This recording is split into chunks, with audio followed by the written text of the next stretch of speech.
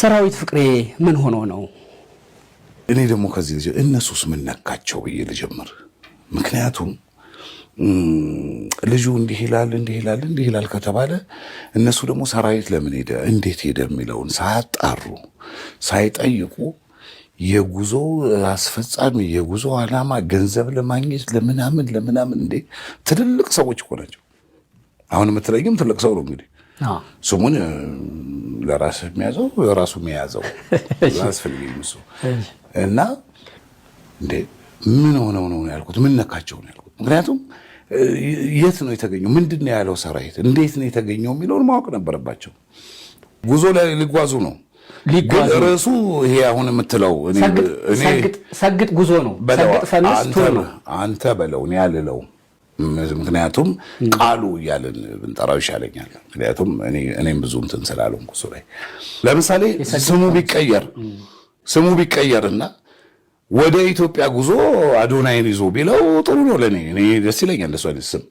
የጠራን አፍሮሃብ የሚባል ድርጅት ነው በኢስት አፍሪካ የቲክቶክ አዋርድን ሊያዘጋጅ ከዛ ሲቀጥል ደግሞ ቱር ሊያረግ ምናምን ተባለ ድርጅት ነውና አዶናይ እንትን ብለን ይዘን ወደ እንደዚህ ቱር እናረጋለን። ኢትዮጵያን የማስተዋወቅ ስራ ነው። አሁን ያሉንን በጣም ብዙ ነገሮች አሉን የሚጎበኙ እና እሱን ይዘን ልንዞር ነውና ፕሬስ ሪሊዝ ይሰጣል፣ ጋዜጣዊ መግለጫ ይሰጣል እና እዛ ላይ እንድትገኝልን እንደ ማንኛውም ጊዜ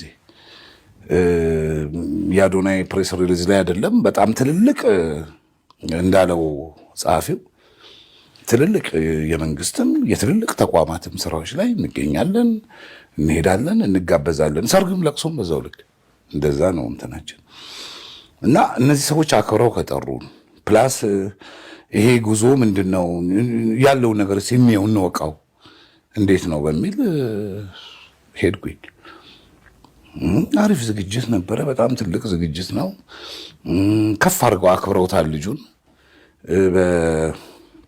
በሊሙዚን ነው የመጣው፣ መርሴዲስ ከፊት እየመራ ምናምን። እኔ ከአርት ጋር ቀረብ ያለ ሰው በዚህ ደረጃ ሲከበር በጣም ደስ ይለኛል ሆነስሊ። ምክንያቱም ብዙ የምታውቀው ነገር አለ። ያው የኛ ሀገር አርቲስቶች ከአርት ጋር ቀረብ ያለው ሰው ማለት ነው ይሄ እንደዚህ ሶሻል ሚዲያው ላይ ምናምን ፌመስ የሆነው ሰውዬ አዶናይ ማለት ነው። እንደዛ ነው አመጣጡ። እሱ አርቲስት ነው፣ የኪነ ጥበብ ተሰጥኦ ነው። ከአርት ጋር ቤተሰብ ነው። የኪነ ጥበብ ተሰጥኦ ምናምን የለም። ሞቲቬሽናል ነው ምናምን ነው የራሱ መንገድ ነው እሱ። አይ ሎጎ እኮ ሰግጡ ፈምስ ነው። ሰግጥ ፈምስ እኮ ነው። አይ እሱ ይሄ አርት ነው እያልከኝ ከሆነ አዲስ የኪነ ጥበብ አዲስ ስም እናገኝ ብዬ ነው። እኛ የተጠራነው አፍሮሃብ የሚል ካምፓኒ ነው የጠራነው። አፍሮሃብ ከዚህ ልጅ ጋር የአምባሳደርነት ውል እንደተዋዋለ መቼም ሳትሰማ አትቀርም። ስለምትሄድበት ቦታ መቼም መረጃው አይኖርህም። አለኝ ልጁ በጣም ፌመስ ነው። 3.5 3.8 አሁን እንደውም 3.9 ሚሊዮን ተከታይ 170 ምናምን ሚሊዮን ላይክ ምናምን ያለው ልጅ ነው። ትልቅ ነው። ይሄ በጣም ትልቅ አቅም ነው። እኛ ጋር መተዋውን ማስታወቂያ እንትን ምናምን የሚያሰሩ ሰዎች እኮ የእኛን የህዝብ ተቀባይነት ምን ያህል ሰው ያቸዋል የሚለውን በማየት ነው የሚመጡት። እና እስቲ ምንድነው አላማው ምንድነው? ሄድን እና ቁጭ አልኩ። ከፊት ከምናምን ነው ምናምን እንግዲህ የለም እዚህ ጋር ነው እንደውም ኋላ ነው ቁጭ አልኩት። ቁጭ ብለን ስናይ እንደዚህ ነው ቱር ነው ምናምን ዞሊት እንግዲህ ርዕሱ ላይ አልተስማማው። ይሄ የእንትኑ ታይትል ቃሉ እያልኩ ነጥራው መልህን ምክንያቱም ፈቃደኛ ስላልሆንኩ ነው እሱን ለማለት። ቃሉን መጠቀም ያልፈለከው ምናልባት እሱ ላይ የመጣ እስርም እንደው እንዳያዘነብል ነው። አይ እኔ ብዙ ፈቃደኛም ስላልሆንኩ ነው። እኛም በግልም ነግረነዋል። ከዛ በኋላ እንዴት ተሳስቶ ደግሞ እንደገና ትንሽ ከፍ አድርጎ እንደተናገረው አላውቅም እንጂ ልክ አይደለም ይሄ እንደዚህ ይሄ ባይሆን ጥሩ ነው። በቃ ይቀር፣ ሌላውን ነገር መስራት ይችላል። ምክንያቱም በጣም ብዙ ነገሮች ይሰራሉ። አንተ ሰራዊት ፍቅሬ ምን አለ ተብለህ የምትጠየቅ ሰው ነህ።